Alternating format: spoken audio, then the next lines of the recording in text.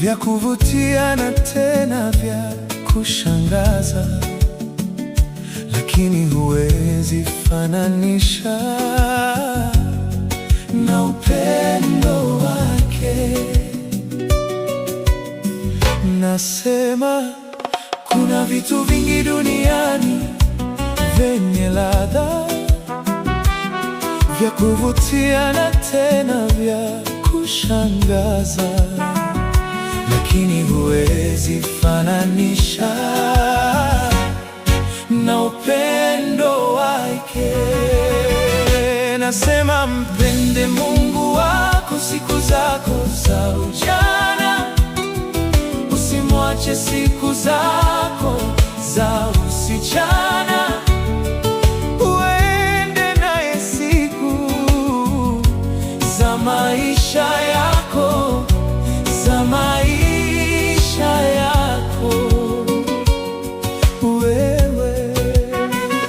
Nasema mpende Mungu wako siku zako za ujana, usimwache siku zako za usichana, uende naye siku za maisha yako, za maisha yako wewe.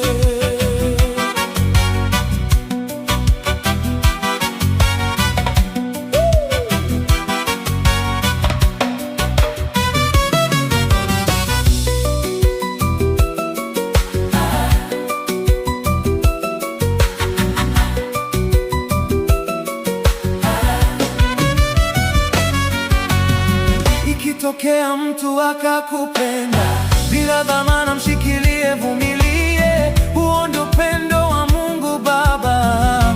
Mungu nisaidie, Mungu nisaidie, Mungu nisaidie, Mungu nisaidie, Mungu nisaidie.